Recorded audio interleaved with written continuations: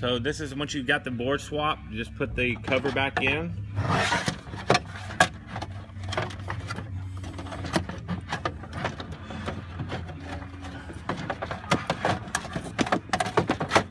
Just slides back up in there and drops in. Just bolt your 3 screws back in, then pull your device back up, and it's going to slide back underneath the harness. And just screw it back in, and then take a zip tie and just zip tie this harness to the main harness here. And just make sure your antenna it's magnetic to sit on that metal there, and that's all you need to do.